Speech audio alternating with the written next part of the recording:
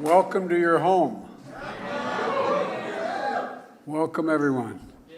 Eid Mubarak to one and all.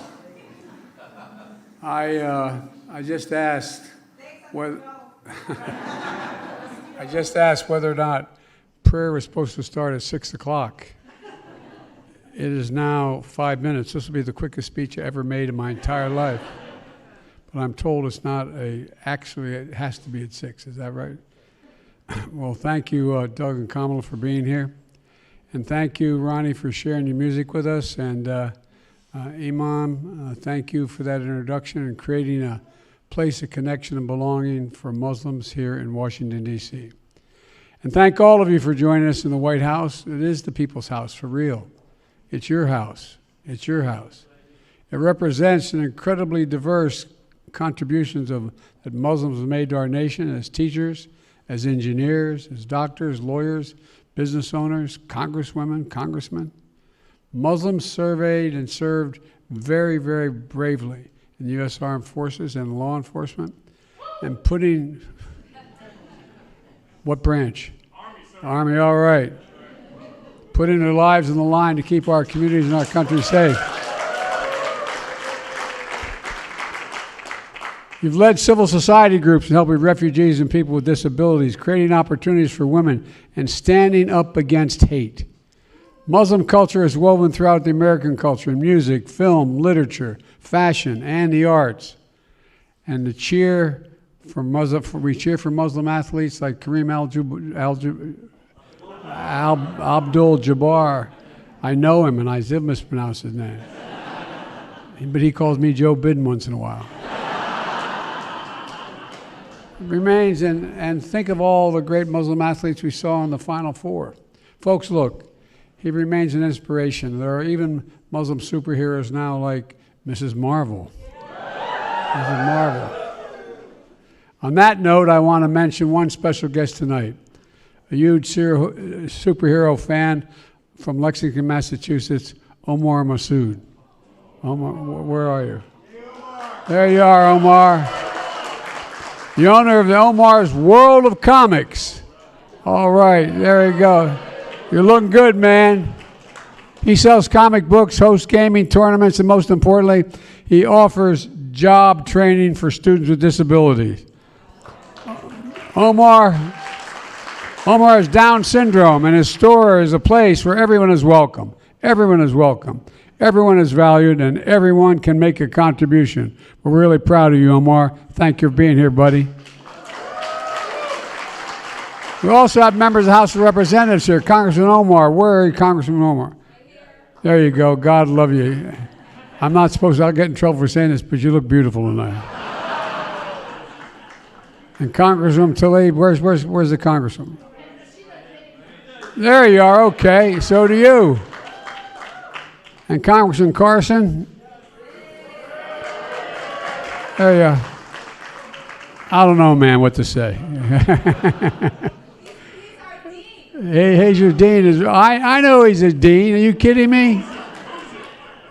I just didn't want to comment on his looks. I'd get in trouble. And by the way, there are more Muslim Americans serving in Congress today than ever in American history. And it's great for democracy. It's great for democracy when Congress looks like America. I want everyone of all the elected officials here who serve in city, county, state governments across the nation. I want to compliment you. Some of you are the first Muslims ever to hold the seats you have. Thank you. And I'm so proud to see this during my time as President of the United States. Finally, I want to recognize all the members of my administration here today. Thank you for being on the team. Muslim Americans in my administration are working on everything from making sure our veterans get quality health care, to meeting the climate crisis, to representing Americans overseas as members of our diplomatic corps. You know, I've appointed Muslim Americans to positions all across the government, including reinstating the Muslim liaison position in the Office of Public Engagement here in the White House. To everyone who serves in my administration, working hard every day to help the American people on behalf of them. Thank you, thank you, thank you. We also have the first federal judge, Muslim federal judge, the only one. Hey, Judge, how are you? I don't know why you wanted the job, man. I appoint all those federal judges, but, thank you for serving. I'm not kidding. You want to come and make a speech? Hush up, boy, as my mother would say. Look, folks, I hope you had a blessed Ramadan. Fasting from dawn to dusk is not easy. No food, no water, sleep deprived from late night prayers, waking up early before dawn. It's a period of testing and sacrifice that brings you closer to others who suffer and strengthens those you resolve to help build a better world. It demands patience and determination. And that way, it's not so different than we Catholics have Lent. We do it for 40 days, but not nearly as hard as your time. It's a little longer than Ramadan, but we get to eat and drink during the day, which makes a big difference, to say the least. In the end, Ramadan brings you closer to God and to each other, because Ramadan is something you experience together. That's the important piece of it. You support each other through their daily fast. You show generosity by giving alms to hungry people. You gather with friends and family and for iftars each night. And then at the end of the month, you celebrate Eid with new clothes, brightly decorated homes, delicious sweets, which I'm waiting for. All told, Ramadan is a time to slow down, reconnect, and remember what matters most. And even after Ramadan is over, you carry those lessons for the rest of the year. At this point, we look ahead to the work that remains. We remember Muslim communities around the world that are enduring conflict, poverty, hunger, disease, and those that are displaced from their homes. And we recommit to the tireless work of building peace and standing up for the rights and dignity of all people, all people. And we're determined to confront all forms of hate, including Islamophobia, which is important to me. This is a priority for my administration,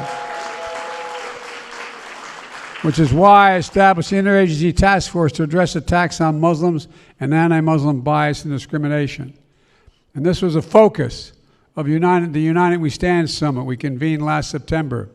Standing up against anti-Muslim hate is essential to who we are as a country founded on freedom and justice for all. Let me close with this. Muslims have been part of the United States from the very start.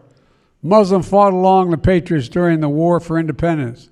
One of the first countries to recognize the United States as an independent nation was a Muslim country, Morocco. Today, there are 3.5 million of you in the United States. You come from different ethnicities, races, speak different languages, but you're united all as Americans. You know, the Quran teaches that one of his highest signs is the creation of heavens and earth and the diversity of our languages and colors. Well, I believe that to be true. That same idea echoed in the motto of our nation, E pluribus unum, out of many, one. That's who we are as Americans. We're the most unique country in the world. We're the only country based on not ethnicity, not on race, religion, but based on an idea that's confident, that's shared by all major faiths. And that is that we hold these truths to be self-evident, that all men and women are created equal, and endowed by their Creator with certain inalienable rights. You know, just ask someone who is with us today, Khazar Khan. Mr. Khan, it's so good to see you, man. It really is. He studied the U.S. Constitution as a law student in Pakistan, emigrated to America with his wife and their young family, fully believing in the promise of this nation. They watched their middle son enlist in the United States Army, who, like mine, ultimately sacrificed himself to save, in his case, his fellow soldiers.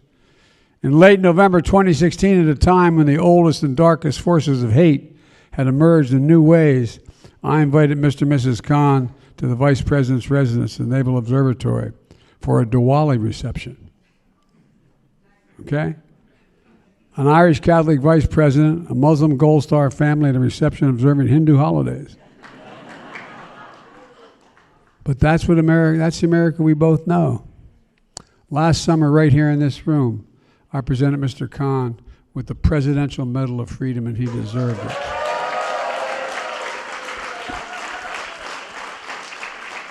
That medal rests next to his son's Bronze Star and Purple Heart. Mr. Khan still carries a copy of the Constitution in his pocket as a reminder of the charge to keep. Folks, thank you, all of you, for your contributions to our nation, for your patriotism, for your community spirit, for your commitment to the shared values that make us great. Mr. President, I'm proud of the U.S. Marine, and he just wanted to say hello and he loves you. Well, thank you very, very much. First Muslim City Council in Boston, we love you. Well, thank you. And so I don't get in trouble holding prayer too long. Happy Eid Mubarak, and God bless you all. And may God protect our troops. Thank you, thank you, thank you, thank you. So enjoy the evening. The house is yours. Thank you.